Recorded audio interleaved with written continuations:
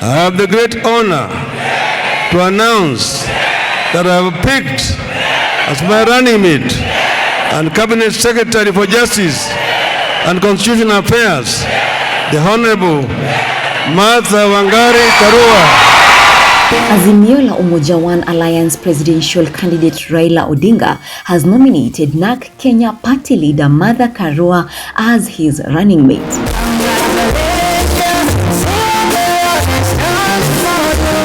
Raila made the announcement to Kenyans at the Kenyatta International Convention Center, KICC, together with party leaders allied to the Azimio Oka coalition. The ODM leader told Kenyans that at the age of 24, Karua was appointed as a magistrate. Years later, she led a team of lawyers to represent him while in detention. He described her as a fighter and not a quitter. Karua had been selected among the top 3 candidates suitable for the job by the Azimio running mate selection panel after the 2-day interviews last week. History is calling on us to produce our first woman deputy president. Hello? Tafadhali, kimya. Tafadhali vijana. Vijana hoi. Mama hai. Tunaendelea. And I now want to describe to you the person. At the age of 24, this woman was appointed a magistrate to adjudicate on matters of men. A few years later, she became the youngest woman to be elected a member of parliament in central Kenya. And she went on to serve in the capacity for 20 years.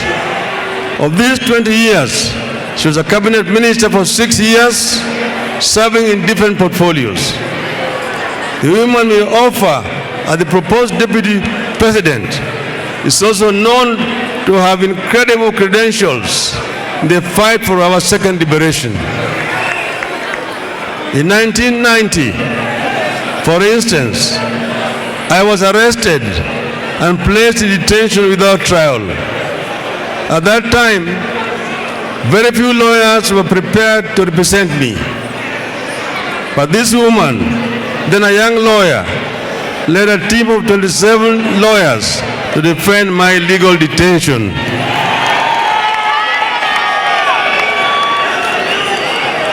When I moved a motion in Parliament to set up a select committee on constitutional reforms and was deserted by my colleagues in the opposition, only she and the late George Moseti Anyona stood by me. This woman is a fighter and is not a quitter. This woman has a safe pair of hands, seasoned by the struggle for our second liberation and service to the country in many capacities. This woman has a beautiful soul as exhibited by her love and passion for her children and grandchildren. This woman will be a great co-creator and will make a remarkable first deputy president of the Republic of Kenya. As a co-worker, I want her to finalize the unfinished business of making our constitution. And I want this done because when the late Mwai Kibaki and I put for the 2010 constitution, we admitted that it was a work in progress and it needed some further work. Because I am a man of my word, I will task her with the assignment of completing what we started.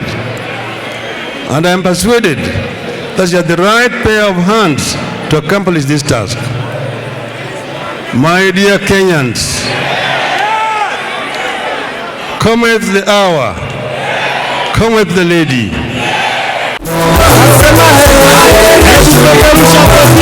Among those who applied for the position include Honorables Sabina Chege, Hassan Joho, Kalonzo Musyoka, Wycliffe Oparanya, Charity Ngilu, Peter Kenneth and Peter Munya.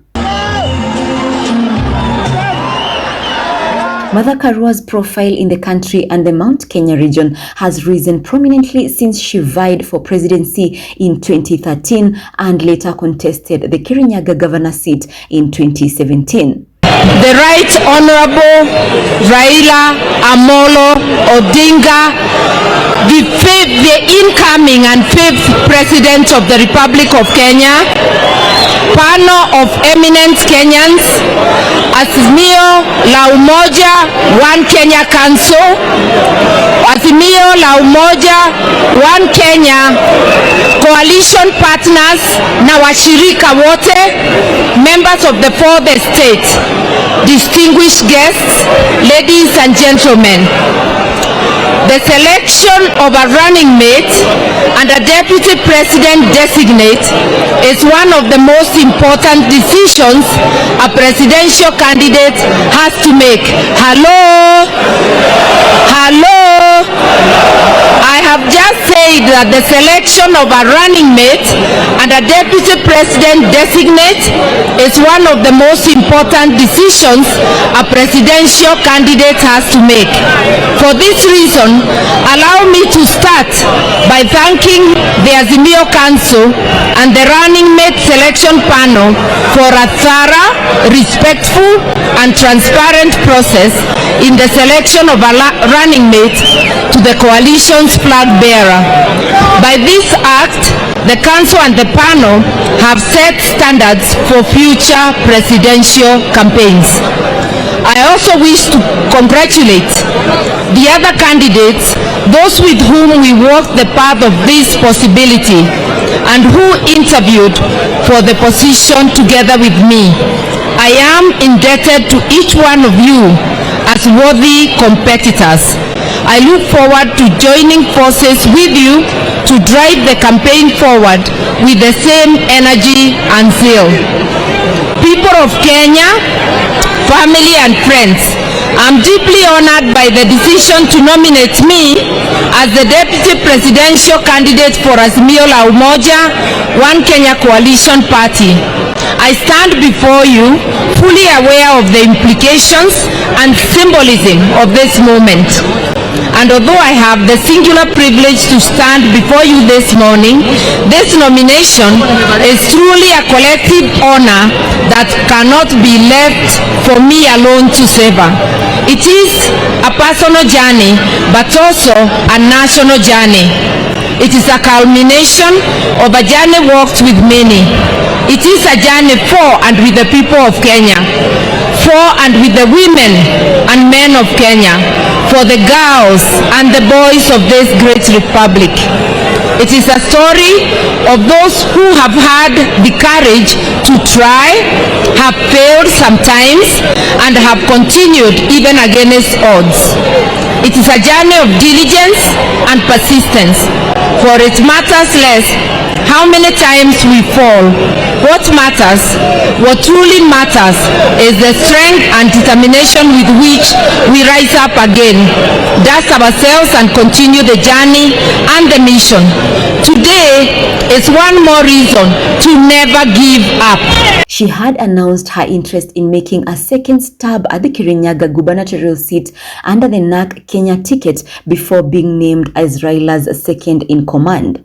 Karua once served as the Gishungu MP for more than 20 years between 1991 and 2013. And for this, I'm also grateful to the many faceless team of dreamers who have walked with us through and through.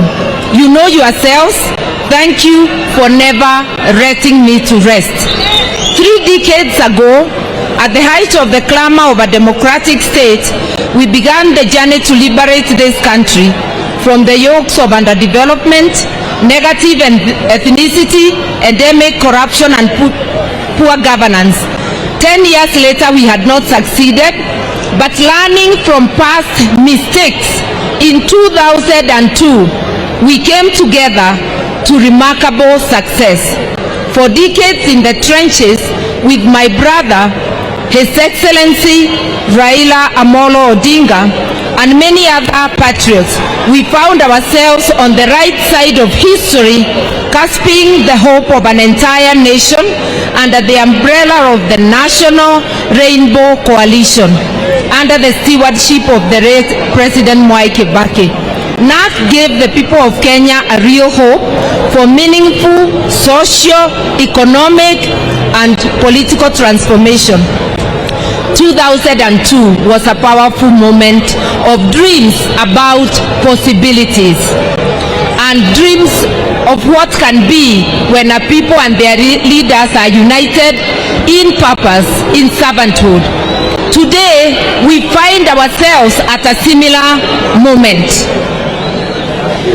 We find we are responding to a higher calling, albeit in different environment to that of 2002. What happens to our dreams when they are deferred? But a desire to fulfill the tree of life. In certain moments, it has seemed as though we as a nation have deferred some parts of our national dreams and values. But we have also seen some seeds sprout in the economy and infrastructural development. Although the foundation has been made, much more needs to be done, especially in the area of social and economic rights. Together, we can finally midwife the realization of so many dreams deferred. This is the Azimio la Umoja dream. Famously known as the Iron Lady of the Kenyan politics, Karua was born on September 22nd, 1957 in Kirinyaga and studied law at the University of Nairobi from 1977 to 1980. She later joined the Kenya School of Law in 1980 to 1981. Together we can breathe new life and validation to the Constitution.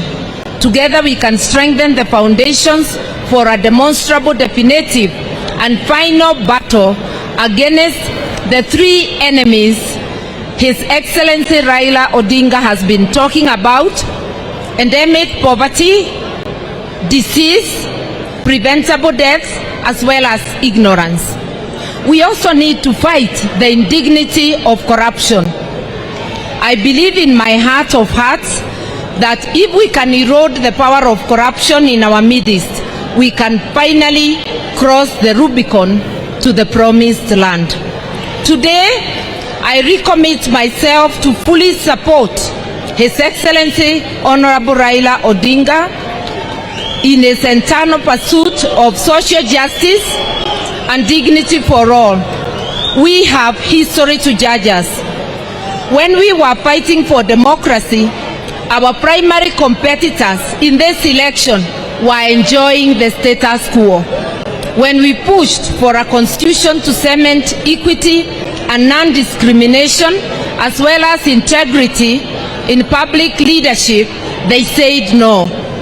They wanted the old order to prevail. Here we have pushed for increased national stature. Through international diplomacy, they have created fissures. The differences between those who are our competition cannot be more clearer. We have a commitment in Azimio to shared national prosperity. Baba has allocated me duties in advance. I want to confirm that I am ready, able, and willing for those duties. That I will not let you down. I will be steadfast. I'll be diligent in pursuit of our shared dreams and ideals. I want to say that within the rule of law, any desires to look at our constitution will be pursued, but within the rule of law. That is the mandate that His Excellency has bestowed on me. I want to say that This is a moment for the women of Kenya. It is a moment that my late grandmother, one of the most instrumental women in my life, would have been proud of, but she would not have been surprised because generations of women have fought for space in the decision-making table. From the biblical Esther, to Field Marshal Muthoni wa Kirima, to Mekatilili wa Menza, Morangiti, Priscilla Abwao, Grace Onyango, Chelagat Mutai, and our very Nobel laureate Professor Wangari Maathai, to mention but a few. Women have been instrumental in pursuing change. This is our moment as women of Kenya and as men of Kenya, because they are our brothers, our fathers, and our companions. This is the moment to usher more of us to the front lines at the national and county levels. And I want to tell you something about Baba. In 1995, after the Beijing Women's Conference, 3 women brought motions in Parliament to advance the rights of women. One of them was the Honorable Charity Kaluki Ngilu. The other one was Senator Beth Mogo. Yours truly also had some initiatives, but there was one man, only one man, who brought a motion to call for the establishment of the Gender Commission. That man was Honorable Raila Amolo Odinga. I want you to know, and for this, we salute him. Yes, thank you. Thank you. Hello. For this, we salute him, and I want to tell the people of Kenya, his commitment to having women sit with our men on the decision-making table truly comes from his heart and is not superficial. That is the person, our esteemed candidate, the Right Honorable Raila Odinga is. We have a lot of work to do. We know the country. We know what our country needs, and we know what it takes to take us there. Azimio is a quest for equitable economic growth, strong devolved units, improved access to affordable quality education, and the many things that are in the Azimio manifesto. Like in the days of old, I remember that moment 20 years ago when His Excellency Raila Amolo Odinga said, when he said Kebake Tosha, I am proud today, together and in a time such as this, to say Raila Amolo Odinga Tosha.